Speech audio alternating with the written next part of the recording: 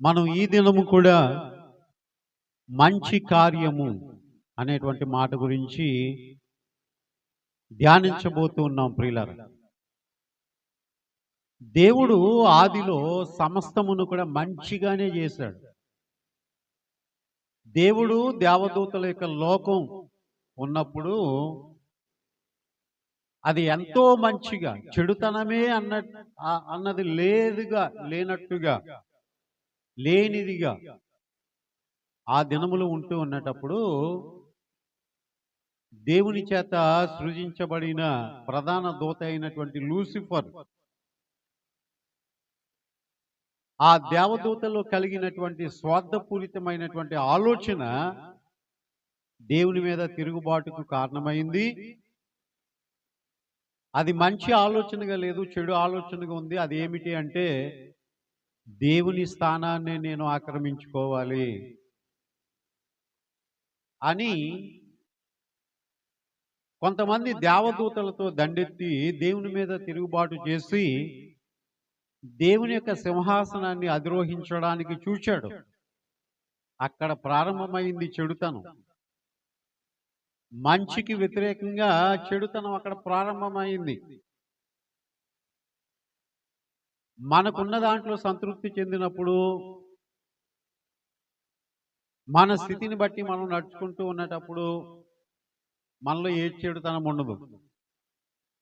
మనకు మించి మనం ఆలోచన చేస్తూ అన్యాయంగా, అక్రమంగా దేన్నైనా సంపాదించుకోవాలి అని అనుకున్నటప్పుడు చెడుతనం వస్తుంది. అక్కడే దొంగతనం, మరి లంచగొండితనం అనేటువంటిది చోటు చేసుకుంటూ ఉంటుంటుంది. ఇలాగున దేవునికి వ్యతిరేక అయినటువంటి దేవదూత చేసినటువంటి ఆ యొక్క పాపమును బట్టి వాడు చెడిపోయినది గాక, లోకంలో ఉండేటువంటి జనులందరినీ కూడా ఆయన సృష్టిలో ఆయన చేత సృజించబడినటువంటి మానవాళినంతటినీ కూడా చెడుతనములో నడిపించే ప్రయత్నాల్లో వాడుంటే, అటువంటి మానవాళిని మంచి దారిలో పెట్టి మంచిగా తీర్చిదిద్దాలని దేవుని ప్రయత్నం. అందుచేత దేవుడు మంచి బోధ చేస్తే సాతానుగాడు ఎప్పుడు దుర్బోధలు చేస్తూ ఉంటుంటాడు. ఈ రెండింటికి కూడా వైరం అనేటువంటిది ఎప్పుడు కూడా కలుగుతూనే ఉంటుంటుంది. ఏ మానవుడైనా మంచి చెడుల విచక్షణ జ్ఞానం కలిగినటువంటి వాడై మంచి ఫలితాన్ని, చెడు ఫలితాన్ని సరిగా విభాగించి పరిశీలించినటువంటి వాడైతే, జ్ఞానం ఉన్నటువంటి వాడైతే, బుద్ధిమంతుడైతే, ఆ వ్యక్తి ఏం కోరుకుంటాడు అంటే, మంచిని చేసి దేవునికి ఇష్టమై దేవుడు మంచి వారికి అనుగ్రహించే నిత్య జీవాన్ని ఎలాగున నేను పొందుకోవాలి అని ఆలోచన చేసి మంచి మార్గము దిశగా ప్రయాణం చేయడానికి చూస్తాడు. అలా ఎవరైనా ఆలోచించి మంచి మార్గంలో ప్రయాణించగలిగితే వాని జీవితంలో అంతా కూడా మంచే జరుగుతుంది. చెడు దగ్గర ఎప్పుడు కూడా మానవునికి పతనం ఉంది, మంచి దగ్గర మానవునికి ఎప్పుడు కూడా అభివృద్ధి అనేటువంటిది ఉంది, ఆశీర్వాదం అనేటువంటిది ఉంది, సంతోషము అనేటువంటిది ఉంది, సమాధానము అనేటువంటిది ఉంది. మనం ఇప్పుడు బైబిల్ యొక్క వాక్యాన్ని ఆధారం చేసుకుని ధ్యానం చేద్దాం. మత్తయి సువార్త 19వ అధ్యాయము 16వ వచనాన్ని మనం చదువుదాం. మత్తయి సువార్త 19వ అధ్యాయము 16వ వచనం.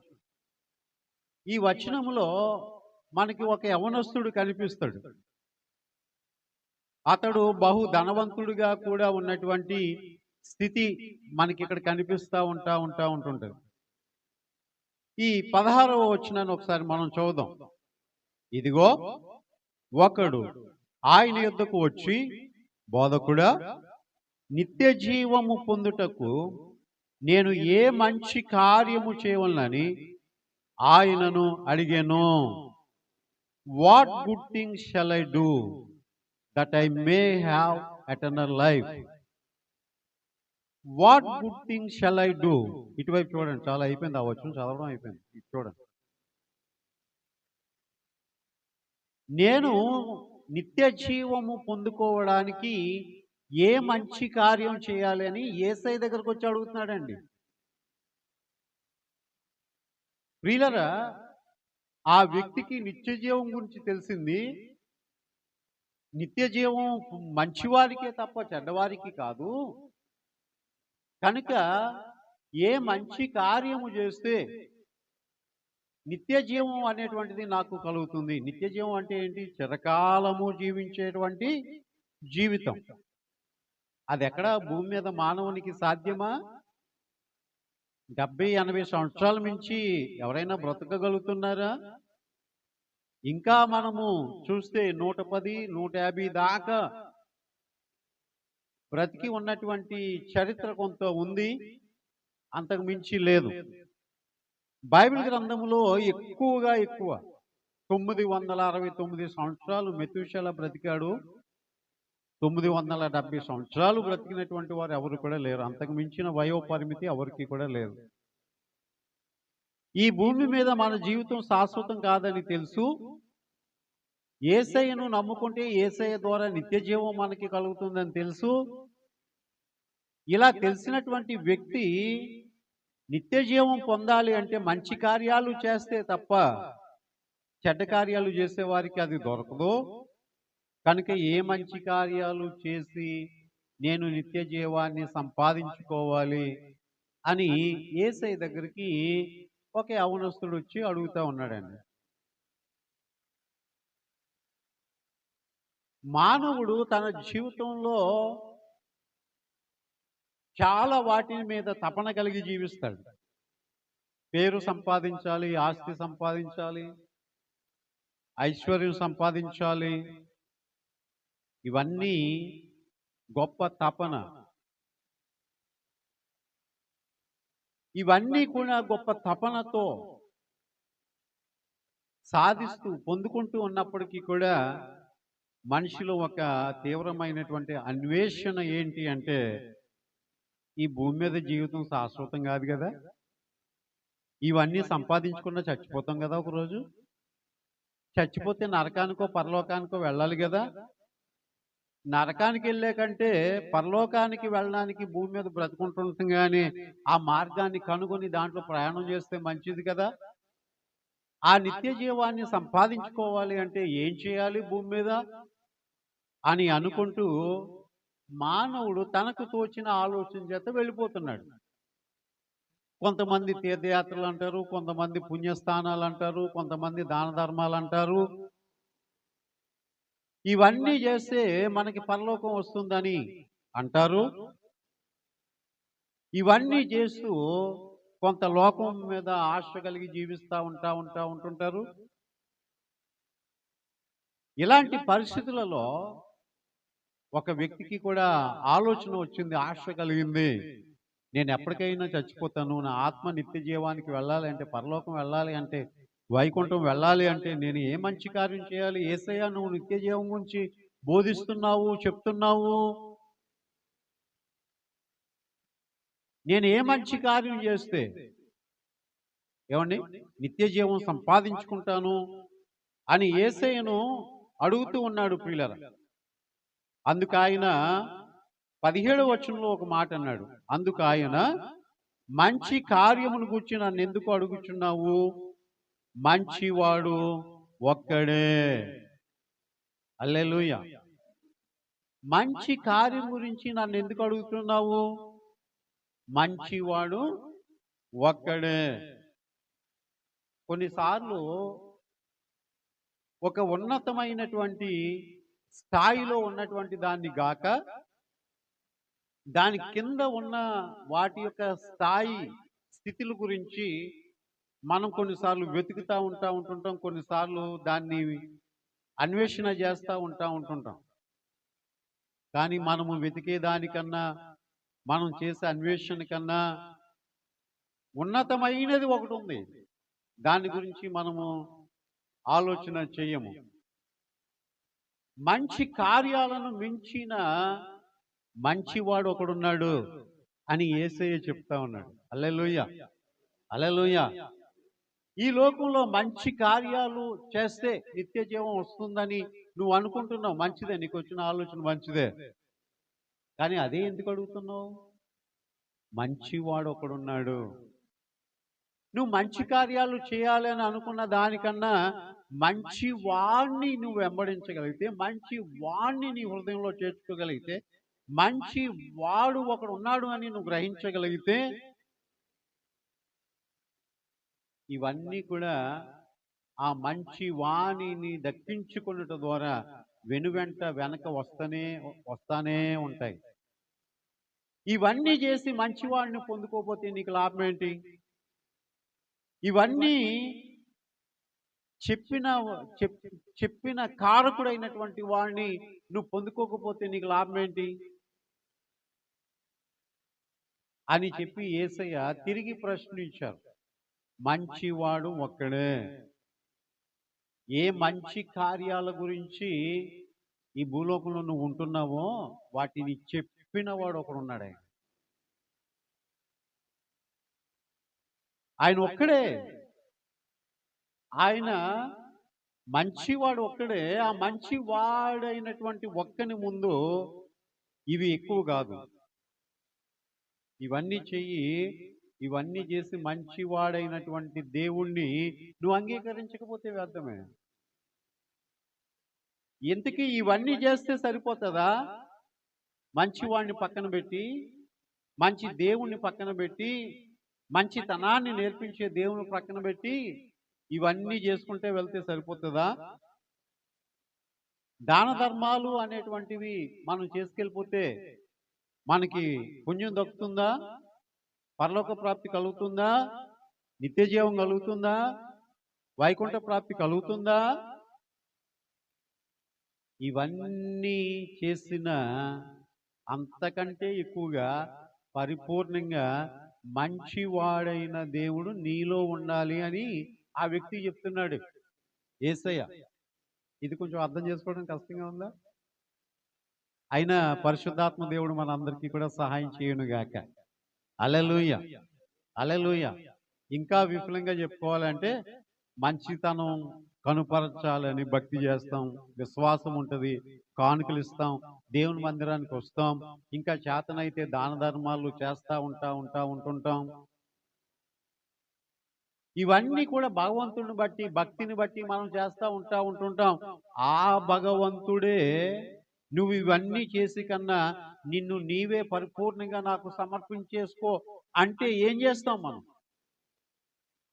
ఇవన్నీ చేస్తున్నాను కదా ప్రభువా, ఇంకంతకంటే నేను చేయవలసింది ఏంటి అని ఒకవేళ దేవుణ్ణి అడిగితే, ఆ దేవుడే ఇవన్నీ చేస్తున్నావు కదా, నీవు ఈ లోకాన్ని విడిచిపెట్టి, ఈ లోక ఆశలను విడిచిపెట్టి పరిపూర్ణంగా నాతో వచ్చేయి అని అంటే, అంతకు మించినటువంటి మంచి పని ఇంకొకటి లేదు గనుక ఆ మంచి పని చేయడానికి మనం త్యాగపూర్వకంగా ఉండగలమా? హల్లెలూయా అని మనం ఆలోచన చేయాలి. కనుక నువ్వు మంచి పనుల గురించి ఎదుగుతున్నావు, మంచివాడు ఒకడున్నాడు, ఫస్ట్ ఆయన్ని వెతుకు, ఆయన్ని పొందుకో, ఆయన్ని నీ హృదయంలో చేర్చుకో. యేసయ్య ఎందుకు అన్నాడంటే, ఆ మంచివాడే నీ కళ్ళ ముందు ఉన్నాడు, నీ కళ్ళ ముందు ఉన్న మంచివాడిని పక్కన పెట్టుకుని మంచి పనులు ఏంటని ఎందుకు అడుగుతున్నావు నువ్వు? అవి చెయ్యి, ఈ మంచివాడిని కూడా పరిపూర్ణంగా నువ్వు వెంబడించు. హల్లెలూయా, హల్లెలూయా, హల్లెలూయా. కొంతమంది భక్తి అంటే ఏమనుకుంటున్నారంటే, కానుకలు ఇచ్చేయడం భక్తి అనుకుంటున్నారు, నైవేద్యాలు అర్పించడం భక్తి అనుకుంటున్నారు, బలులు అర్పించడం భక్తి అనుకుంటున్నారు, దాన ధర్మాలు చేయడం భక్తి అని అనుకుంటున్నారు. నీ చేతితో చేసేదానికన్నా నీ హృదయాన్ని పరిపూర్ణంగా దేవునికి ఇచ్చేయడమే నిజమైన భక్తి. హల్లెలూయా, హల్లెలూయా. కనుక మంచి పనులను మించిన మంచివాడు ఒకడు నీ కళ్ళెదుటే ఉన్నాడు. ఆయన ఎవరో కాదు, నజరేయుడైనటువంటి యేసును నేనే ఆ సృష్టికర్తను, నేనే ఆ మంచివాణ్ణి. ఈ మంచివాణ్ణి మించినటువంటి మంచి పనులేవి కూడా లేవు. ఈ మంచివాణ్ణి నీ హృదయంలో చేర్చుకోగలిగితే. హల్లెలూయా, హల్లెలూయా, హల్లెలూయా. కనుక ఎప్పుడైతే ఈ వ్యక్తి ఈ మాటలు అడిగాడో, మరి వెంటనే యేసుప్రభు వారు ఆయన్ని ఒక క్రమ పద్ధతిలో ఆలోచింపజేయడానికి అవకాశం ఇస్తా ఉన్నారు. ఒక క్రమ పద్ధతిలో ఆయనను దేవుని వైపు త్రిప్పుకోవడానికి ఆయన మాటలు ఉంటూ ఉన్నవి ప్రియులరా. చూడండి, మనం చూసినట్లయితే ప్రియులరా, కింద వచనాల్లో 18వ వచనములో చూడండి, నీవు జీవములో ప్రవేశింపగోరిన ఎడల ఆజ్ఞలను గైకొనుమని చెప్పాను. అతడు ఏ ఆజ్ఞలని ఆయనను అడుగగా 19వ అధ్యాయం 18వ వచనంలో యేసు చెప్తా ఉన్నాడు, నరహత్య చేయవద్దు, వ్యభిచరింపవద్దు, దొంగిలవద్దు, అబద్ధ సాక్ష్యము పలకవద్దు, తల్లిదండ్రులను సన్మానింపుము, నిన్ను వలె నీ పొరుగువాన్ని ప్రేమింపవలెను అనునవియే అని చెప్పాను.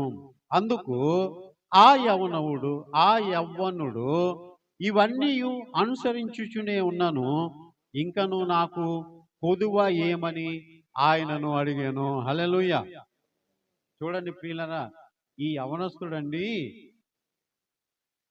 అన్నీ చేస్తున్నాడంటండి. 10 ఆజ్ఞలను కూడా ఖచ్చితంగా పాటిస్తున్నాడంటండి. 10 ఆజ్ఞలను కూడా ఖచ్చితంగా పాటిస్తున్నాడు. నువ్వు చెప్పిన 10 ఆజ్ఞలను కూడా నేను పాటిస్తూ ఉన్నాను, ఇంకేమైనా నాలో కొదువుగా ఉందా? ఏమండి, క్రైస్తవులు 10 ఆజ్ఞలు పాటిస్తే చాలా? ఇంకా చేయవలసిన భక్తి ఏమైనా ఉందా?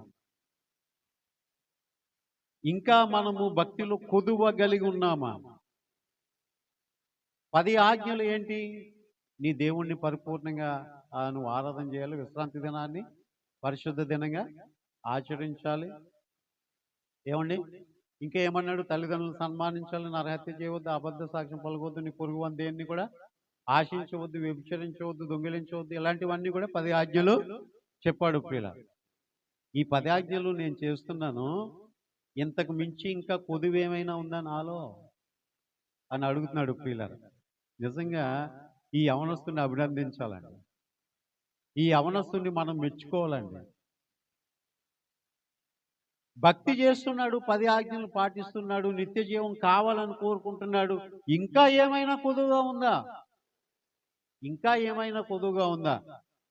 చాలా మంది, ప్రభా నువ్వు నచ్చిన భక్తి నేను చేయు విషయములో ఇంకా ఏమైనా కొదువగలుగున్నానా అని అంటే దేవుడు బోల్డని విషయాలు మనకి తెలియజేస్తూ ఉంటుంటాడు. నాయన, కొన్ని బాగానే ఉన్నాయి కానీ కొన్ని బాగాలేదు. ఈ 10 ఆజ్ఞలను పాటిస్తున్నావు కానీ కొంచెం అహంకారం ఉంది, కొంచెం గర్విస్తానం ఉంది, కొంచెం నేనే అనేటువంటి ఇగో నీకు ఉంది, కొంచెం తక్కువ నువ్వు. ఏమండి, అతిశయం ఎక్కువ, అహంకారం ఎక్కువ, గర్విస్తానం ఎక్కువ నీకు. ఇవన్నీ కూడా ఆజ్ఞలు ఎక్కడైనా ఉన్నాయా? లేవు. ఇవి ఉన్నాయి నీలో అని ఆయన చెప్పడానికి ఎప్పుడైనా మనం యేసయ్య పాదాల దగ్గర కూర్చుని, అయ్యా నీకు ఆయాసకరమైన మార్గము నా యందున్నదేమో చూడుము అని చూసి నాకు చెప్పు, నీకు నచ్చింది ఏముంది చెప్పు. అద్దం దగ్గరికి వెళ్ళి ముఖాన్ని సరి చేసుకున్నట్లు దేవుని దగ్గరికి వెళ్ళినప్పుడు కూడా మన జీవితాలను సరి చేసుకోవడానికి అడగాలి మనం. ఈయన అన్నాడు, ఇంకేమైనా కొదువుగా ఉందా అని అడిగితే అప్పుడు యేసయ్య అన్నాడు, యవనస్తుడా, నువ్వు ఎంత ధర్మశాస్త్రాన్ని అనుసరించినటువంటి వాడవయ్యా, మంచిదే. అయితే నీలో ఒకటి కొదువుగా ఉంది. నువ్వు అడిగావు కదా, ఇంకేమైనా కొదువుగా ఉందా అని నన్ను అడుగుతున్నావు కదా. అయితే నీలో ఒకటి కొదువుగా ఉంది. ఇటు చూడండి, నీలో ఒకటి కొదువుగా ఉంది. అదేంటంటే, నీకున్న ఆస్తి అంతా కూడా అమ్మేసి బీదలకు ఇచ్చేసి నన్ను వెంబడించు అన్నాడు. అన్నీ చేస్తున్నాడండి. 10 ఆజ్ఞలను కూడా పాటిస్తూనే ఉన్నాడండి. పాటిస్తూ ఉన్నటువంటి భక్తి సరిపోలేదట. ఈరోజు మనం కొంచెం లోతుగా ఆలోచన చేస్తే మనం చేస్తున్న భక్తి నిత్య జీవం పొందడానికి సరిపోయిందేనా అంటే మనం నిత్య జీవం పొందడానికి అర్హులమేనా అని మనం ఆలోచన చేస్తే కొన్ని కొదువులు ఉన్నాయి మనలో. ఆ కొదువ తీర్చుకుంటే తప్ప నిత్య జీవాన్ని మనం సంపాదించుకోలేం. ఏమండి? ఒక పరుగు పందాల పోటీలో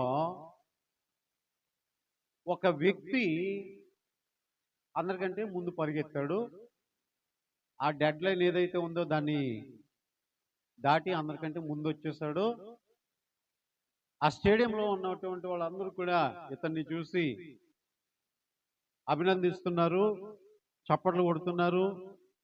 వారు గొప్పగా కేకలు వేసి తమ అభిమానాన్ని ప్రకటిస్తూ ఉన్నారు. కానీ ఒక నిఘా కలిగినటువంటి కంప్యూటర్ కన్ను సూక్ష్మంగా పరిశీలించగలిగినటువంటి ఒక కంప్యూటర్ ఏం చెప్తుంది అంటే అతను అర్హుడు కాదని చెప్తుంది.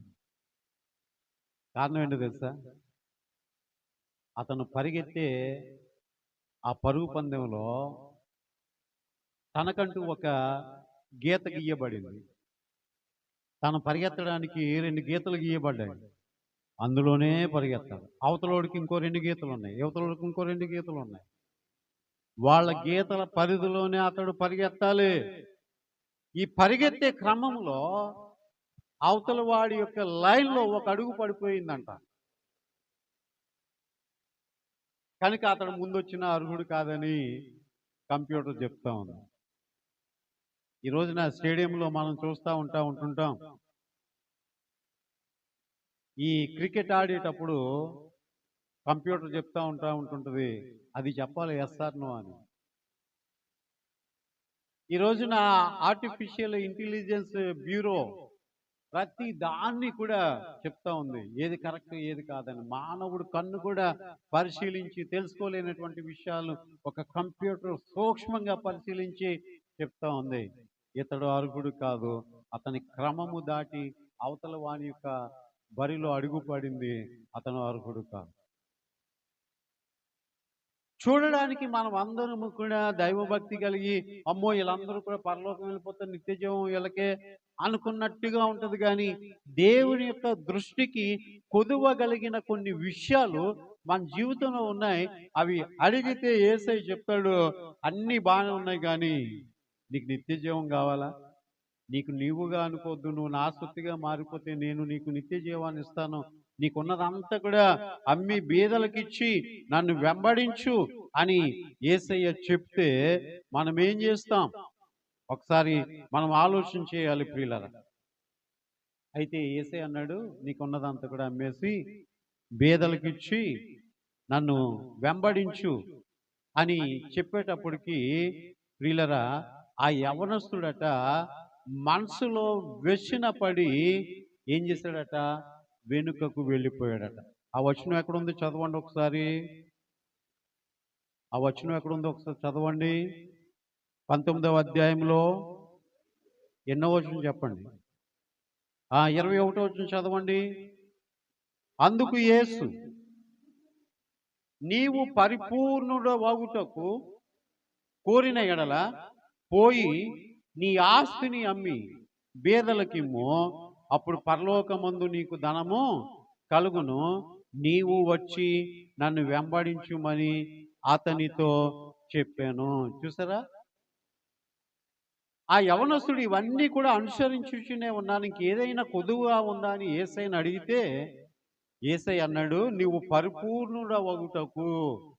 అంటే 10 ఆజ్ఞలు పాటించినటువంటి వాడు పరిపూర్ణుడు కాదు. 10 ఆజ్ఞలతో పాటు తన్ను తాను పరిపూర్ణంగా దేవునికి అప్పగించుకున్నటువంటి వాడే పరిపూర్ణుడు.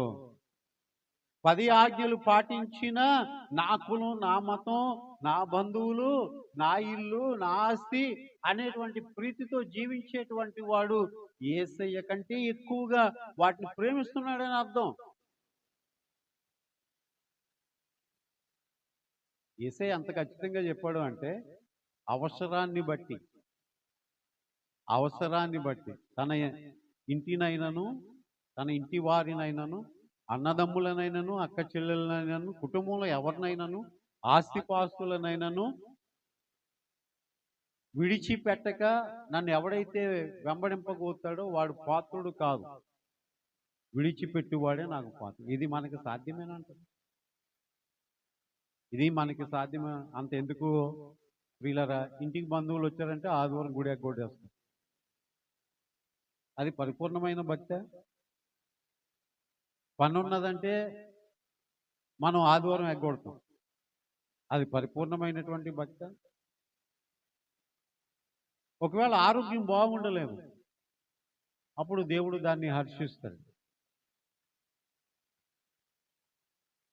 మనం చేస్తున్నటువంటి భక్తి యొక్క స్థాయి ఒక 50% కావచ్చండి, లేకపోతే 75% కావచ్చండి. 100%, 100% అయ్యే అంత రీతిలో మనము భక్తిలో కొనసాగవలసి ఉంది ప్రియులారా. ఇది కొంచెం కష్టంగా ఏమండి ఉండొచ్చు ప్రియులారా. అయితే ఇక్కడ మనం చదివేటువంటి మాటలు, అందుకు యేసు పరిపూర్ణుట ఒకటకు కోరిన ఎడల పోయి నీ ఆస్తి అమ్మి బేదలకు ఇమ్ము. ఏం చేస్తాడు ఇప్పుడు? నిజంగా నిత్య జీవం కావాలి అనుకుంటే యేసయ్య చెప్పినట్టు ఆస్తి అమ్మేసి బేదలకు ఇచ్చేసి యేసయ్య వెనకాల వెళ్ళిపోవాలా. ఇప్పుడు అతనికి నిత్య జీవం పట్ల ఉన్నటువంటి ఆసక్తికి ఒక పరీక్ష.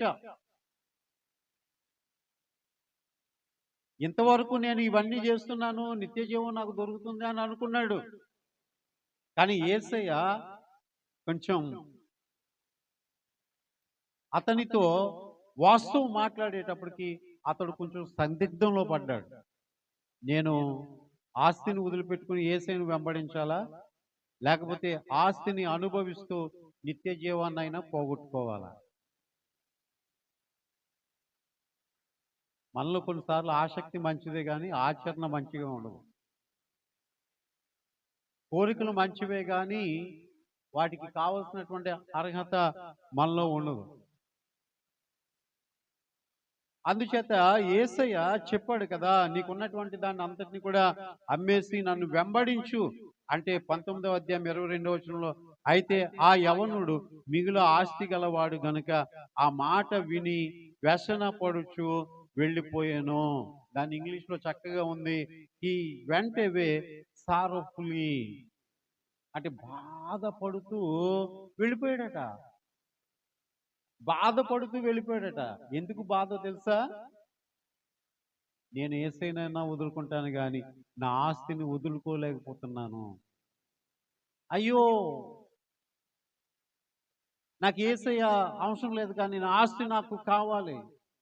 నా ఆస్తి నన్ను ఎంత ఆకర్షించింది, నా ఆస్తి ఎంతగా నా తలంపుల్లో ఉండిపోయింది, ఈ లోక ఆశలు ఎంతగా నన్ను పట్టి లాగేస్తూ ఉన్నవి. నాకు యేసయ్య వద్దు కానీ నా ఆస్తి మాత్రం నాకు ఉండాలి. ఏమండి, ఆలోచన మంచిదే, ఆసక్తి మంచిదే, కోరిక మంచిదే, కానీ అతడు ఆచరించవలసి వచ్చేటప్పటికి, త్యాగపూర్వకంగా దాన్ని అనుభవించవలసి వచ్చేటప్పటికి దాన్ని పొందుకోలేకపోయాడు. ఎందుకు ఈ మాటలు చెప్తున్నాను అంటే, నిత్య జీవానికి వారసులగుటకే దేవుడు మనల్ని అందరినీ కూడా పిలిచాడు. ఆశీర్వాదాలకు వారసులగుటకే దేవుడు మనల్ని అందరినీ కూడా పిలిచాడు. కానీ మనం చేస్తున్న భక్తి సరిపోయింది, ఇది నిత్య జీవానికి అని అనుకుంటూ ఉన్నటప్పుడు, లేదు లేదు, నువ్వు ఇంకా పరిపూర్ణుడవు కావాలి. అయితే ప్రియులారా, మీరు ఆ అధ్యాయం కిందకెళ్ళి చదవండి. ఈ సందర్భంలో యేసుప్రభు వారి యొక్క శిష్యులు యేసయ్యతో ఉన్నారు. మధ్యలో ఈ యవనస్తుడు వచ్చి ఈ తతంగం అంతా కూడా నడిపాడు. ఇది చూస్తున్నటువంటి శిష్యులు కళ్ళ ముందు యవనస్తుడు, యేసుప్రభు వారి యొక్క సంభాషణ. యవనస్తుడేమో నిత్య జీవం కావాలని వచ్చాడు. తీరా ఆస్తి వదిలిపోయి అమ్మి బీదలకు ఇచ్చేసి నన్ను వెంబడించు అంటే వెంబడించలేక ఆస్తి కొరకే వెళ్ళిపోయాడు. ఇదంతా చూస్తున్నారు శిష్యులు. ఆ కిందకి మీరు చదివితే యేసుప్రభు వారు అన్నారు, ధనవంతుడు పరలోక రాజ్యంలో ప్రవేశించుట దుర్లభము అన్నాడు. అంతకంటే ఎక్కువగా సూదే బెచ్చములో ఉంటే దూరడం సులభం అన్నాడు ఆయన. అప్పుడు శిష్యులందరూ కూడా అన్నారు, అలాగైతే ప్రభు ఎవడు పరలోకంలో ప్రవేశిస్తాడు? ఈ మాట కూడా కరెక్టే కదా! అలాగైతే ప్రభువా ఎవరు పరలోకంలో నువ్వు అంత ఖచ్చితంగా చెప్పేస్తే ఎవరినైనా అంత పరిపూర్ణులు? ఎవరంత పరిపూర్ణులు? ఏవండి పాపం లేదు, నేను పరిశుద్ధంగా జీవించేస్తున్నాను అన్నంత పరిపూర్ణుడు ఎవరైనా ఉన్నారా? ఉన్నారా? అప్పుడు యేసుప్రభు వారు అన్నారు, నేను ప్రతి వచనాన్ని చెప్తే టైం లేట్ అవుతుంది కాబట్టి ఆ కిందకి వ్రాయబడి ఉంది. అది మనుషులకు అసాధ్యమే గాని దేవునికి సాధ్యమే. హల్లెలూయా! హల్లెలూయా! ఈ మాట మీకు ఎలా అర్థమైంది? ఆయన దేవుడు కాబట్టి ఆడు పరలోకంలో ఉంటాడండి అని అనుకుంటున్నారా? కాదు. మనుషులు చేసే ప్రయత్నాల ద్వారా మనుషుడు పరలోకం వెళ్ళలేడేమో గాని, దేవుడు ఒక వ్యక్తి మీద ప్రణాళిక గాని ఉద్దేశించగలిగితే, గురిపెట్టగలిగితే, ఆ వ్యక్తి ఖచ్చితంగా పరలోకానికి వెళ్తాడు. హల్లెలూయా! హల్లెలూయా! హల్లెలూయా! అప్పుడు శిష్యులన్నారు, ప్రభువా ఆ యవనస్తుడు తన ఆస్తిని వదిలిపెట్టి నిన్ను వెంబడించలేకపోయాడు. మేమైతేనా మా కుటుంబాలు వదిలిపెట్టేసాం, మా వ్యాపారాలు వదిలిపెట్టేసాం, మా చేపల వేట వదిలిపెట్టేసాం. మరి మాకు పరలోకంలో ఏం ప్రతిఫలం కలుగుతుంది అని అంటే, యేసుప్రభు వారు ఏమన్నారో తెలుసా? పరలోక రాజ్యములో 12 సింహాసనముల మీద మీరు కూర్చొని మీరు తీర్పరులుగా ఉంటారు అని యేసయ్య చెప్పాడు ప్రియులారా. హల్లెలూయా! హల్లెలూయా! హల్లెలూయా! యేసుప్రభు వారు వారిని గురించి ముందే ఉద్దేశించి చెప్పేశారు. కారణం ఏంటో తెలుసా? వీళ్ళు ఎలాంటి వాళ్ళైనా యేసుప్రభు వారు వాళ్ళని పరిపూర్ణులుగా మార్చే ప్రయత్నంలో ఆయన ఓడిపోడు, పరిపూర్ణులనుగా చేసి వారిని తప్పక నిత్య జీవంలో ఉండేటట్టు చేస్తాడు. హల్లెలూయా! హల్లెలూయా! అందుచేత కొన్ని మార్లు ఎలా అనాలి అంటే, ప్రభువా నేను పట్టుకుంటే వదిలేస్తానేమో నాయన, నువ్వే నన్ను పట్టుకో,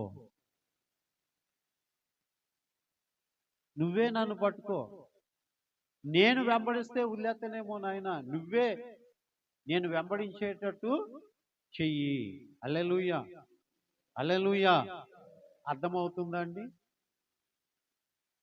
దేవుని యొక్క వాక్యం అర్థమవుతుందా అండి? ఈ రోజు నా నిత్య జీవంలో నేను ప్రవేశించాలి అనేటువంటి తపన నీకుంటే, ప్రభువా అది నా వలన కాదు, కానీ నీకు సాధ్యమే. నన్ను నీ ఇష్టానికి అనుకూలంగా మలుచుకుని ఆ నిత్య రాజ్యంలో నేను ఉండేటట్టు నన్ను చెయ్యి అని ప్రార్థన చేయాలి. హల్లెలూయా! హల్లెలూయా! ఆయన చెప్పాడు, ఇవన్నీ చేసేస్తున్నాను, ఆదివారం గుడికి వెళ్ళిపోతున్నాను, దశమ భాగాలు ఇచ్చేస్తున్నాను, ఎక్కడ అబద్ధం ఆడట్లేదు, దొంగతనం చేయట్లేదు. లేదు లేదు, అంతకు మించి పరిపూర్ణంగా నీవు యేసయ్యకే నీ హృదయాన్ని ఇచ్చేయగలవా? ఒకవేళ నన్ను వెంబడించు అంటే నువ్వు యేసయ్య కొరకు వచ్చేయగలవా? అద్భుతం కదండి ఈ శిష్యులు అడిగినటువంటి ప్రశ్న. ప్రభువా అలాగైతే ఎవడు పరలోక రాజ్యంలో ప్రవేశిస్తాడు? నువ్వు ఆస్తి అమ్ముకుని వచ్చేయి, లేకపోతే అది వదిలిపెట్టి వచ్చి ఇల్లు వదిలిపెట్టి ఆస్తి కాకపోయినా జీవితాన్ని నాకు ఇచ్చేయి అంటే ఎవరికి సాధ్యం అది? యేసుప్రభు వారు అన్నారు, మనుషులకి అసాధ్యం కానీ అది దేవునికి సమస్తము కూడా సాధ్యమే. అయితే ప్రియులరా, ఈ యవనస్తులు లాంటి వాళ్ళే ఈ 12 మంది శిష్యులు కూడా. 12 మందిలో ఒకరిని పక్కన పెట్టేద్దాంలేండి, ఇస్కరియోతు యూదా. వాడు దొంగ, అబద్ధికుడు, మోసగాడు, యేసుప్రభు వారిని సిలువ వేయడానికి అప్పగించాడు. 11 మంది. సరే, ఈ 11 మందిలో ఇంకొకరిని నిర్ణయించారు, 12 మంది. ఈ 12 మంది కూడా మనలాంటి మనుషులే. ఈ 12 మంది కూడా ఈ యవనస్తులు లాంటి వారే. వారు కూడా యేసుప్రభు వారు సిలువ వేయబడి పునరుద్ధానుడు అవ్వక ఆయన పునరుద్ధానుడే తిరిగి లేచి ఆరోహణుడు అవ్వక మునుపు ఇంక యేసుప్రభు వారు చచ్చిపోయారా? ఆయన తిరిగి లేచి అప్పుడప్పుడు కనబడుతున్నాడు, ఇంకెందుకు ఈ జీవితం? ఆయనేమో గొప్ప కమిషన్ ఇచ్చాడు మనందరికీ, సర్వలోకానికి వెళ్ళి సువార్త ప్రకటించండి అని. ఇంకెందుకండి నేను చేపలాటకు పోతున్నాను, మీరు కూడా వచ్చేస్తారా చేపలాటకి అని పేతురు కొంతమందినట చేపలాటకి తీసుకుపోయాడట. ఎంత జరిగిన తర్వాత 3.5 సంవత్సరాలు యేసుప్రభుతో ఉన్న తర్వాత, మహా అద్భుతాలు ఆశ్చర్యకార్యాలు యేసుప్రభు వారి ద్వారా చూసిన తరువాత, ఆయన మాటలు స్వయంగా విన్న తరువాత, ఆయన సిలువ వేయబడ్డం చూసిన తరువాత, ఆయన యొక్క వాగ్దానాలన్నీ కూడా వాళ్ళు విన్న తర్వాత కూడా ఏం చేశారు చెప్పండి? నేను మరలా వెనక్కి వెళ్ళిపోతాను. ఏమండి, సంవత్సరాల తరబడి భక్తి చేసిన ఒక్క క్షణం చాలు మరలా లోకంలోకి వెళ్ళిపోవడానికి, లోకంలో పడిపోవడానికి. ఏమండి, అలాంటి వాళ్ళు లేరా? అలాంటి వాళ్ళు లేరా? ఒక మనిషి పరిపూర్ణుడు అవుట మానవునికి సాధ్యమా? కానీ అది దేవునికి సాధ్యమే. హల్లెలూయా. ఎప్పుడో చెప్తాను, జాగ్రత్త వినండి. ఈ సందర్భం వచ్చింది కదా, యవనస్తుడి ముందేమో శిష్యులు ఉన్నారు, శిష్యుల ముందేమో యవనస్తుడు ఉన్నాడు. ఈ తతంగం అంతా జరిగింది. ఎవరికి సాధ్యమని వీళ్ళు అడిగారు. యేసయ్య అన్నాడు అది దేవునికి సాధ్యమే అన్నాడు. దేవుడు వారి విషయంలో సాధ్యం చేసి చూపించాడు. హల్లెలూయా. ఇప్పుడు తెలుసా అండి, ఇదిగో నేను పరిశుద్ధాత్మను మీ మీదకి పంపిస్తాను, మీరు మేడగది మీద వేచి ఉండండి అని 110 మంది కూడా ఏమండి, వాళ్ళు 10 దినములు కనిపెట్టి ప్రార్థన చేస్తూ ఉన్నటప్పుడు పరిశుద్ధాత్మ వారి మీదకి వచ్చిందంట. హల్లెలూయా. వారందరినీ కూడా ఆవరించిందంట, వారిని అందరినీ కూడా బలముతో నింపేసిందంట ప్రియులారా. అందుచేత భక్తిలో 2 స్థాయిలు ఏంటి అంటే, విశ్వాసంతో బాప్తిసం పొంది సంఘంలో ఒక సభ్యుడిగా కొనసాగడం వేరు. అంతకు మించినటువంటిది ఏంటంటే దేవుని యొక్క పరిశుద్ధాత్మ అభిషేకముతో నింపబడి భక్తిలో నడిపించడం 2వ స్థాయి. హల్లెలూయా. మొదటి వాడు పడిపోవడానికి అవకాశం ఉంది, కానీ 2వ వాడు పడిపోవడానికి అవకాశం లేదు. కారణం ఏంటో తెలుసా? ఇతడు విశ్వసించి యేసయ్యను నమ్మాడు, దేవుడే ఎన్నుకొని 2వ విధంగా ఆ వ్యక్తిని ఆవరించేశాడు. అంటే పరిపూర్ణంగా ఆయనలోనికి వచ్చేసాడు, ఆయనతో కలిసి నివసిస్తున్నాడు గనక. ఇప్పుడు ఈ 12 మంది ఎక్కడ ఉండాలి? నిత్య జీవంలో పరలోక రాజ్యంలో 12 సింహాసనముల మీద కూర్చోవాలి కదా. అలా కూర్చోవడం వీళ్ళకి సాధ్యమా? అంతటి భాగ్యం పొందడం వీళ్ళకి సాధ్యమా? కానీ దేవుడు సాధ్యపరుచుకున్నాడు. హల్లెలూయా. హల్లెలూయా. ప్రభువా, నా భక్తి నన్ను సాధ్యపరచదు, పరిపూర్ణంగా మార్చదు, కానీ నీవే నన్ను పరిపూర్ణంగా మార్చు అని మనం ప్రార్థన చేయాలి. కానీ మనం ఏం చేస్తాం? అమ్మో, నా భక్తి అంత అనుకుంటున్నారా, ఇంత అనుకుంటున్నారా? ఏదైనా ఇంత చేస్తే ఎంత మనలో అదొక తెలియని ఏంటంటే ఆనందం వచ్చేస్తుంది. ఆ ఆనందంలో అబ్బో నేను ఎంతో అనుకుంటూ ఉంటాం. కాదు కాదు, పరిపూర్ణుడ వగుటకు నన్ను వెంబడించు. హల్లెలూయా. పరిపూర్ణుడ వగుటకు నన్ను వెంబడించు. ఇవన్నీ చేస్తున్న పరిపూర్ణుడు కాదు, చేస్తున్న వాడు కాదు, వదిలిపెట్టి వచ్చేసినటువంటి వాడువే పరిపూర్ణుడవు అని యేసయ్య చెప్తా వచ్చాడు. ఈ మాటలు వింటా ఉంటుంటే మనకు కొంచెం భయం కలుగుతుంది కదండి. అంటే నేను చేసిన భక్తి ఇప్పుడు పరిపూర్ణమైంది కాదు. పరిపూర్ణుడను అవ్వాలి అంటే ఈ లోకంలో నేను వ్యక్తిగా జీవిస్తాను, నా ధర్మాన్ని నేను పాటించాలి. భర్తనైతే భర్తగా నా ధర్మం, భార్య అయితే భార్యగా నా ధర్మం, పిల్లల యొక్క ధర్మం అంతా ధర్మమే. అంతకు మించి యేసయ్యే తన యొక్క పరిచర్య కొరకు, యేసయ్యే తన యొక్క బిడ్డగా నేను ఉండుట కొరకు సమస్తాన్ని త్యాగం చేసుకుని వచ్చే అంటే నాకున్న ఆశలు కూడా వదిలేసుకోవాలి, ఆలోచనలు కూడా వదిలేసుకోవాలి. పరిపూర్ణంగా యేసయ్యను వెంబడిస్తేనే నేను పరిపూర్ణుడను అవుతాను. హల్లెలూయా. హల్లెలూయా. హల్లెలూయా. చూడండి, పరిపూర్ణం కానటువంటి కుండలో నీళ్లు సగం వేసి నెత్తి మీద పెట్టుకుంటే దాన్ని నిదానంగా తీసుకెళ్ళగలమంటే తొణికిసలాడుతుంది, కానీ నిండు కుండ తొణికిసలాడదు. హల్లెలూయా. హల్లెలూయా. కనుక ప్రియులరా, యేసుప్రభు వారు ఈ శిష్యుల్ని పరిపూర్ణులుగా చేసి ఎలాగున 12 సింహాసనం మీద కూర్చోబెట్టారు అంటే తన ఆత్మ చేత వాళ్ళని దహించి వేశారు. తన ఆత్మ చేత వాళ్ళని ఆవరించారు. ఇప్పుడు వాళ్ళు ఏమన్నారో తెలుసా? ఒకప్పుడు యేసయ్య పిలవగా వచ్చినటువంటి వారు కష్టకాలంలో వెనక్కి పారిపోతే ఇప్పుడు వాళ్ళు ఏమన్నారో తెలుసా? యేసయ్య కొరకు మా ప్రాణాలు ఇవ్వడానికి మేము రెడీగా ఉన్నాం అన్నారు. అది పరిపూర్ణత అంటే. హల్లెలూయా, హల్లెలూయా. ఆరాధన ముఖ్యమా, పని ముఖ్యమా? ఆరాధన ముఖ్యమా, బంధువులు ముఖ్యమా? ఆరాధన ముఖ్యమా, పిక్నిక్ ముఖ్యమా? ఆరాధన ముఖ్యమా, పార్టీ ముఖ్యమా? ఆరాధన ముఖ్యమా, ఇంకోటి ముఖ్యమా అనుకుంటే నువ్వు పరిపూర్ణుడు అయితే ఆరాధనకి ఓటేస్తావు. అంటే మనలో పరిపూర్ణత లేదు. కొన్నిసార్లు ఎట్లా ఉంటుందంటే సాతానుగాడు సులువుగా మనల్ని ఏం చేస్తూ ఉంటుంటాడంటే మన విశ్వాసాన్ని పరీక్షించే విషయంలో మనం పరిపూర్ణంగా కనబడం. కారణం ఏంటంటే ఆ పరిపూర్ణత యేసయ్య వలన మనలో కనబడదు. కానీ బంధువుల విషయంలో పరిపూర్ణులుగా ఉంటాం, స్నేహితుల విషయంలో పరిపూర్ణులుగా ఉంటాం, మన వ్యక్తిగత పనుల విషయంలో మనం పరిపూర్ణులుగా ఉంటాం. కానీ దేవుని యందు పరిపూర్ణత మనకి ఉండదు. ప్రియులారా, నువ్వు పరిపూర్ణుడ వగుటకై నీ ఆస్తిని అమ్మి బీదలకు ఇచ్చి నన్ను వెంబడించు అన్నాడు. నిత్య జీవం వద్దనుకున్నాడు, యేసయ్య వద్దనుకున్నాడు, ఆస్తిని వదిలిపెట్టలేకపోయాడు. ఆస్తి కొరకు యేసయ్యను వదిలిపెట్టి వెళ్ళిపోయాడు. ఆసక్తి మంచిదే, కోరిక మంచిదే, కానీ ఆచరించే దాకా వచ్చేటప్పటికి ఉన్న లోపం ఆశను తీర్చలేకపోయింది. ఆశను తీర్చలేకపోయింది.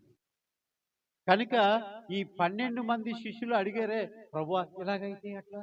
ఎవరికి సాధ్యం? ఏ మనుషుడు నిత్య జీవాన్ని పొందుకోగలడు? యేసయ్య అన్నాడు, నా దేవునికి సమస్తము కూడా సాధ్యమే. అందుచేత వారిని ఏం చేశాడో తెలుసా? యేసయ్య కొరకు మేము చచ్చిపోతాం, మేము పారిపోయే వాళ్ళం కాదు అని చెప్పి తల క్రిందులుగా ఒకరు చెరువేయబడ్డారు. బ్రతికుంటుండగా చర్మం ఒకరు కూడా తీసేసుకున్నారు. ఈటిల చేత పొడవబడ్డారు, రాళ్లతో కొట్టి చంపబడ్డారు. ఏమండి, ఆ మలమల మలుగుతూ ఉన్నటువంటి ఆ యొక్క నూనెలో వాళ్ళు వేయబడ్డారు. ఇదండి పరిపూర్ణత అంటే. మా జీవితాలను పరిపూర్ణంగా దేవుని కొరకు అర్పించేసుకున్నాం కనుక మాకు పరలోకంలో స్థానం ఉంది. హల్లెలూయా, హల్లెలూయా, హల్లెలూయా, హల్లెలూయా. నీవు పరిపూర్ణుడ వగుటకు నాలో ఏం కొదువుగా ఉంది? నీవు పరిపూర్ణుడ వగుటకు నీకున్నదంతా కూడా అమ్మి బీదలకు ఇచ్చి నన్ను వెంబడి. నువ్వు పరిపూర్ణుడు అవ్వాలి అంటే నీలో ఏదో కొదువుగా ఉంది. అంటే ఈ రోజున అందరినీ కూడా అమ్మేసుకుని నా వెనకాల వచ్చేయండి, సేవ చేయండి అని ప్రభు అనడం లేదు. హృదయంలో పరిపూర్ణమైన స్థానం అవసరమైనప్పుడు యేసయ్య కొరకు కనుపరచగలగాలి. Very simple. ఆదివారం గుడికి బయలుదేరు, నీ ఫ్రెండ్ వచ్చాడు, అరే రారా ఒక్కరోజైనా నాతో స్పెండ్ చేయవా? నువ్వు పరిపూర్ణుడు అయితే ఏం చేస్తావు? నీ విశ్వాసం పరిపూర్ణమైతే ఏం చేస్తావు? నీ భయభక్తులు పరిపూర్ణమైనవైతే ఏం చేస్తావు? ఇలాంటి భక్తి భక్త సింగ్ గారు కనపరిచారు. భక్త సింగ్ గారు తన యొక్క యజమాని దగ్గర ఉద్యోగం చేస్తూ ఉన్నప్పుడు ఒక ఆదివారం యజమాని చెప్పాడట, రేపు ఆదివారం నువ్వు డ్యూటీకి రావాలి అన్నాడు. నేను రానని చెప్పేస్తాడు. రానని చెప్పేసి ఆదివారం గుడికి వెళ్ళిపోయాడు. సోమవారం వచ్చాడు. సోమవారం వచ్చిన తర్వాత భక్త సింగ్ గారిని అడిగాడు యజమాని, ఏమై ఎందుకు రాలేదు? నేను ఆదివారం గుడికి వెళ్తాను, నేను రానండి. అయితే నేను ఉద్యోగంలోంచి తీసేస్తున్నాను అన్నాడు. తీసేస్తే తీసేయండి, పోషించేవాడు నా యేసయ్య అని చెప్పి ఏం చేశాడు అంటే, నేను ఉద్యోగంలోంచి తీసేస్తున్నాను అంటే ఎందుకలా మధ్యలో?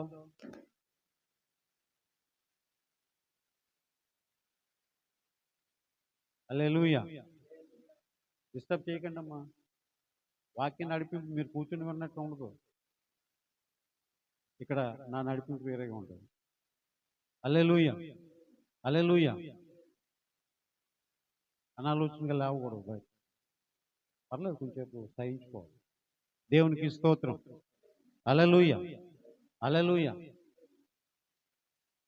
సోమవారం డ్యూటీకి వెళ్తే వెళ్ళిపో క్యారేజ్ పట్టుకుని అన్నాడు. వెళ్ళిపోయాడు. ప్రభా ఏంటి యజమాని తీస్తాడు, నేను నీ కొరకు త్యాగపూర్వకంగా జీవించడం బట్టే కదా అని అంటే నేను ఎలా పోషించబడతాను అని అడిగితే అప్పుడు ఆయన అన్నాడు, నేను నిన్ను పోషిస్తాను. హల్లెలూయా, హల్లెలూయా. ఒక యజమాని దగ్గర ఉద్యోగం చేసేటువంటి భక్త సింగ్ గారిని కొన్ని వేల మంది ఆయనకు కుమారులనుగా కుమార్తెలనుగా దేవుడిచ్చి పలు దేశాలు తిప్పి అనేక సంఘాలు స్థాపించడానికి దేవుడు వాడుకున్నాడు. కారణం ఏంటో తెలుసా? ఒక చిన్న త్యాగపూర్వకమైనటువంటి సమర్పణ. అది దేవుడు చూసి అతన్ని ఉన్నతమైనటువంటి స్థానంలోనికి దేవుడు తీసుకుని వెళ్ళాడు. హల్లెలూయా, హల్లెలూయా. అతని విశ్వాస జీవితంలో దేవుడు చేసినటువంటి గొప్ప కార్యం ఏంటో తెలుసా అండి? ఒకరోజు ఒక రాష్ట్రంలో వాక్యం చెప్పడానికి వెళ్ళాలట. అయితే అప్పటికే ఒక సభలో ఉండి లేట్ అయిపోయాడు. ఫ్లైట్ ఎక్కి వెళ్ళాలి, వేరొక స్టేట్ ఫ్లైట్ ఎక్కి వెళ్ళాలి. ఆ ఫ్లైట్ ఎక్కడానికి వెళ్ళేటప్పటికి అది ఎగిరిపోయింది. ఎగిరిపోతే, ప్రభువా పలానా చోట నేను వాక్యం చెప్పాలి కదా, నువ్వు నన్ను తీసుకెళ్తావని నేను నమ్ముతున్నాను అని అతడు ప్రార్థన చేస్తే, ఏ ఎయిర్పోర్ట్లో నుంచి ఆ ఫ్లైట్ ఫ్లై అయిందో మరలా తిరిగి అదే ఎయిర్పోర్ట్కి వస్తుందటండి ఆ ఫ్లైట్. ఇతను వెళ్ళాలి కాబట్టి. ఎలాగొచ్చిందో తెలుసా? ఆ ఫ్లైట్లో ఒక రాణి ప్రయాణం చేస్తుంది. ఆ రాణి ఫ్లైట్ ఎగిరిన తర్వాత చేయి వైపు చూసుకున్నదట, చేతుకున్న ఉంగరం లేదట. వెంటనే చెప్పింది పైలట్ తోటి, నా ఉంగరం పలానా ఎయిర్పోర్టు వాష్రూమ్లో నేను చేతులు కడుక్కుంటప్పుడు అక్కడ పెట్టి మర్చిపోయాను అంటే ఆ రాణి గురించి ఆ ఫ్లైట్ని వెనక్కి తిప్పారు.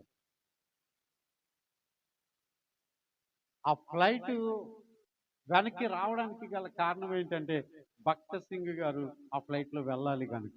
హల్లెలూయా, హల్లెలూయా. ఆయన ఆలస్యం అవుతాడని తెలుసు. ఆ ఫ్లైట్లో భక్త సింగ్ గారు వెళ్ళాలని యేసయ్యకి తెలుసు. దానికి ముందుగానే ఆ క్రియారూపకమైనటువంటి చర్య అంతా కూడా జరిగించారు ఒక అద్భుతం చూడడానికి. అదే కారణం ఏంటంటే ఆ రాణి ఆ ఉంగరాన్ని మర్చిపోయేటట్లుగా చేస్తాడు. మళ్ళీ ఆ రాణి చేత ఆ ఫ్లైట్ని తిప్పేటట్లుగా దేవుడు చేస్తాడు. మరలా భక్త సింగ్ గారు ఆ ఫ్లైట్లో ప్రయాణం అయ్యేటట్లుగా దేవుడు చేస్తాడు. ప్రియ హల్లెలూయా, హల్లెలూయా, హల్లెలూయా. యేసు కొరకు ఒక చిన్న సమర్పణతో కూడినటువంటి త్యాగం జీవితంలో ఒక గొప్ప మలుపుని తీసుకొస్తుందండి. ఒక చిన్న త్యాగం, ఒక చిన్న సమర్పణ, అది చాలు దేవునికి. హల్లెలూయా. ప్రభువా నువ్వు పిలిచావు, మేము సమస్తం కూడా వదిలిపెట్టుకుని వచ్చేసాం, మాకేం కలుగుతుంది? నువ్వు ఎంత ఖచ్చితంగా చెప్తున్నావు. ఏ మనుషునికి సాధ్యం ఇది నిత్య జీవం సంపాదించుకోవాలంటే?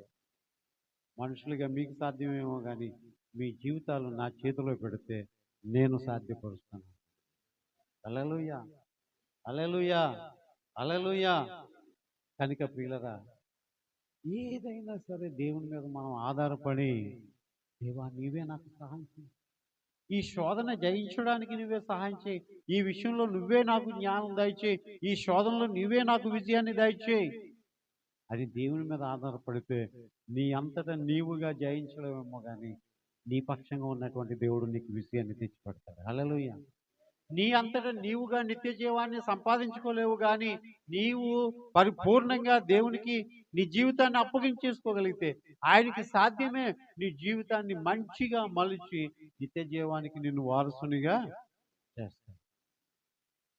మంచి కార్యాలు మాత్రమే కాదు, మనం పరిపూర్ణుల మగుటకై మనలను మనమే ఒక మంచి త్యాగంగా దేవునికి అప్పగించేసుకోవాలి. ఏ మంచి కార్యం చేయాలి? లోకం ఇదే అనుకుంటుంది. ఏ మంచి కార్యం చేయాలి? దాన ధర్మాలు చేయాలి, తెలివేంద్రాలు పెట్టాలి, అన్నదానం చేయాలా, అన్న సంతర్పణ చేయాలా? ఏమండి, ఇంకా కొంతమంది దేవుని కొరకు అన్నట్లుగా నిప్పుల మీద నడిచేవాళ్ళు, కొంతమంది చేతిలో దాన్ని వెలిగించుకునేవాళ్ళు. ఏంటది? ఆర్తిక పూర్వం వెలిగించుకునేటువంటి వాళ్ళు కొంతమంది. చేతులు కాలిపోతున్నాయి, కాళ్ళు కాలిపోతున్నాయి. ఏంటి భక్తిలో ఈ యొక్క ఆ, విపరీత బుద్ధి కలిగినటువంటి ఆలోచనలు? త్యాగపూర్వకంగా దేవుని కొరకు నా జీవితం అన్నట్లుగా నీ మనసును దేవుడికి పరిపూర్ణంగా అప్పగించుకో చాలు. ఇలాంటి వెర్రివేషాలు ఏమీ వేయనవసరం లేదు. 10 ఆజ్ఞలు పాటించు, కానీ నిన్ను నువ్వు పరిపూర్ణంగా అప్పగించుకో. అప్పుడు నీకు నిత్య జీవం జరుగుతుంది. హల్లెలూయా. మన జీవితాన్ని ఆయన చేతిలో పెట్టగలిగితే ఆయన మలచగలడు. హల్లెలూయా. మనల్ని మలుచుకుందామంటే అయ్యేది కాదు. ఆయన మలచగలడు. ఆయన మలచగలడు. కనుక నిత్య జీవం పొందుకొనుట అనేటువంటిది దేవుడు ప్రసాదించే ఒక గొప్ప వరం. ఆయన వలన సాధ్యమవుతుంది. మనం పరిపూర్ణుల మగుటకు, పరిపూర్ణంగా ఆయనకు మనం అప్పగించుకోగలిగితే. కనుక ఏ మంచి కార్యం చేయాలి, ఏ మంచి కార్యం చేయాలి అని మంచివాడిని అడుగుతున్నాడు. మంచివాడిని కళ్ళెదురు పెట్టుకుని మంచి కార్యం గురించి అడుగుతావేంట్రా? మంచివాడిని నీ జీవితంలో చేర్చుకో చాలంతే. నువ్వు ఇంక చేసే అన్ని మంచి పనులు అవుతాయి. హల్లెలూయా. నీకు మంచే కలుగుతుంది. హల్లెలూయా. హల్లెలూయా. ఆయన నీకు నిత్య జీవాన్ని ఇస్తాడు. కనుక నిత్య జీవం కొరకు మంచి కార్యాలు చేయాలనుకుని దేవునికి దూరం అయిపోవద్దు. దేవుణ్ణి మన హృదయంలో చేర్చుకుంటే ఆటోమేటిక్గా మంచి పనులన్నీ చేస్తాం. అటువంటి వారికి దేవుడు నిత్య జీవాన్ని ఇస్తాడు ప్రియులారా. హల్లెలూయా. హల్లెలూయా. కనుక యేసయ్య కొరకు మనం ఏం చేయాలి? మంచి కార్యాలు చేయాలి. మంచివాడైనటువంటి యేసయ్యను పరిపూర్ణంగా మన హృదయంలో నిలుపుకోవాలి ప్రియులారా. దేవుడి మాటలు దీవించి ఆశీర్వదించునుగాక. ప్రార్థన చేసుకుందామా? కళ్ళు మూసుకుందాం, ప్రార్థన చేసుకుందాం.